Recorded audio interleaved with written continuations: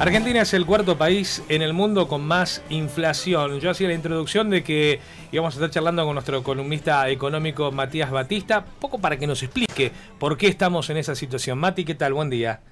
¿Qué tal, Dani? Muy buena mañana para vos, para todo el equipo y para la audiencia. Bien, ¿por qué estamos en este cuarto lugar? Bueno, porque hay un conjunto enorme de factores que tienen que ver desde lo cultural hasta desde lo gubernamental, hasta lo comercial y las cadenas de comercialización en la Argentina que hacen que no podamos resolver y no podamos encontrarle la vuelta a un problema endémico que tiene el país y que ya lleva alrededor de 50, 60 años, ¿no? Si uno mira los últimos 70 años, toma desde 1945, 1940 en adelante, la Argentina tiene el 90% de los años con procesos inflacionarios por arriba del 10, 15, 20, 30% y hasta 1000%, 2000 en los procesos de hiper. La verdad es que es un problema endémico y que nos cuesta muchísimo resolver y nos ubicó en el ranking mundial de inflación detrás de Venezuela con 2700% interanual, detrás de Sudán con 115% y peleando ahí con Surinam, que tiene, a mí me parece que estamos arriba, que estamos en el puesto número 3, no en el puesto número 4, porque Surinam tiene 48,6 y nosotros tenemos 48,4 por relevamiento de expectativas del mercado, pero nosotros estamos arriba de 48,4, ¿no? Estamos arriba del 50. Bueno, uno intuye por el diagnóstico que vos estás diciendo, primero salir de esto va a ser más complejo de lo que cualquiera de nosotros puede imaginar. Eso por un lado. Y por otro lado, si bien con el diario del lunes es fácil echar culpas, pero aquí hay culpas, y tiene que ver con las distintas gestiones, no solamente del gobierno anterior, sino del otro, sino con las distintas gestiones que tuvimos como políticos respecto al frente del Ministerio de Economía y por direccionamiento de la Argentina. Nunca hubo un proyecto de país que traspase los distintos gobiernos y eso determina que, yo te diría no cada 4 años, cada 2 años tengamos este tipo de situaciones y cimbronazos que determinen, bueno, una pérdida del valor de nuestro valor de sueldo y de nuestra moneda y de nuestra situación. Sí, exactamente. Yo siempre digo, a ver, ¿ustedes recuerdan cuando teníamos inflación del 20%? 25, yo hoy firmo una inflación del 20 anual. Firmo, decime a dónde firmo. Y en aquel momento nosotros lo veíamos como algo, bueno, esto empezó a acelerarse cada vez más en los últimos 10, 15 años, empezó con una aceleración cada vez más fuerte y hay múltiples factores que confluyen en la inflación.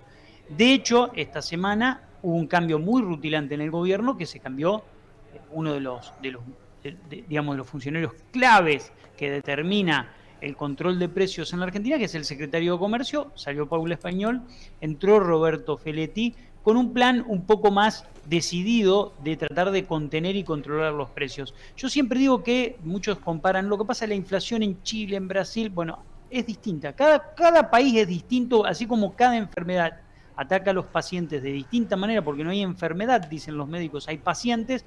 Bueno, la economía es muy parecida a esta cuestión. Hay cuestiones culturales, hay cuestiones gubernamentales. El proceso de emisión que está llevando adelante el gobierno impacta muy fuerte en el precio de un montón de alimentos y eso va a generar que en los próximos meses se licúe el dinero que se volcó en la economía vía aumento de precios. Ahora, también hay una realidad, que hay una concentración económica en la Argentina tremenda, tremenda. Hay un estudio de Mario Rapoport en el año 2010 que habla de la concentración económica en la Argentina en pocas manos y yo tengo un gráfico, ¿no?, Sí. abierto ahora en la computadora de este trabajo que hizo Rapoport y uno ve que entre el 50 y el 80% del mercado, en cada uno de los mercados en la Argentina, los controlan 2 o 3 empresas o 4 en el caso más jugado son 4.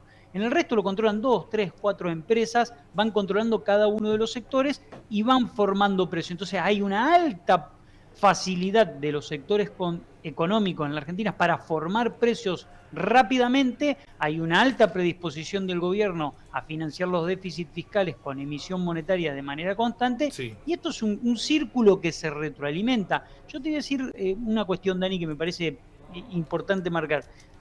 Santa Fe hace una semana, 2 semanas, aprobó la Cámara de Diputados el primer control digital de precios de la historia de la provincia en Cámara de Diputados y ahora pasa a senadores. Lo digo con conocimiento de causa porque lo redacté al proyecto, ¿me entendés? El proyecto lo presentó Oscar Cachi Martínez y ese proyecto fue aprobado y pasó a senadores, pero fui parte del entramado de ese proyecto y de la idea.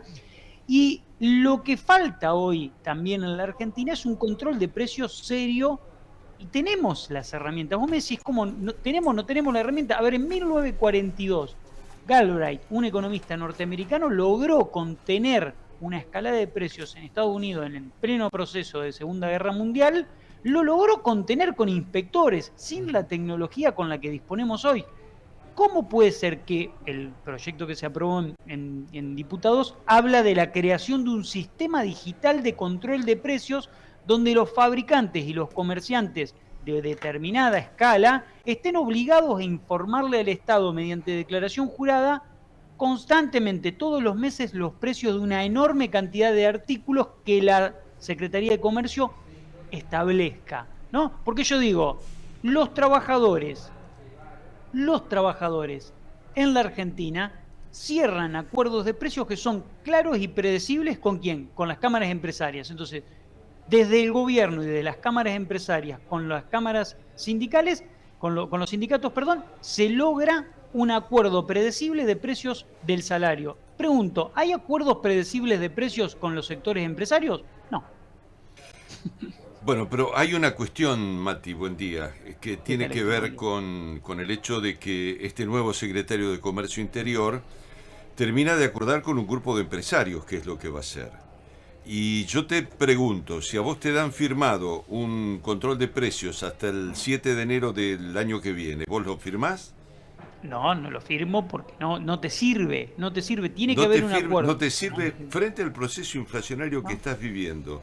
¿No te sirve congelar los precios hasta el 7 de enero? No te sirve, es muy difícil que le sirva al empresario. ¿Por qué?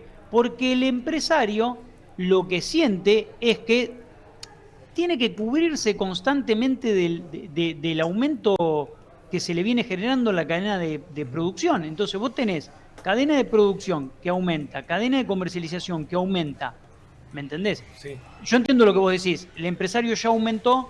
Si firma un acuerdo de precios, hoy se queda con una diferencia que es cortoplacista. Lo que yo creo es que tiene que haber un acuerdo global, no solo que obligue a determinados sectores a informar digitalmente los precios de manera constante, que haya un acuerdo salarios-precios y que haya un acuerdo también por parte del Estado de no poner a la economía al servicio de la campaña electoral. Son tres, porque si, a ver, yo como empresario firmo un acuerdo de no aumento de precios y por el otro lado, claro, veo una emisión constante por parte del Estado, tampoco es seria la cuestión. Tiene que haber un equilibrio en el juego de todos estos factores. ¿Para qué? Para que se pueda avanzar en la contención de precios. Pero, porque si no, lo que haces es establecer una barricada en un lugar, después presiona contra costos y después cuando se ajusta eso, te termina volando por las nubes los precios, ¿no?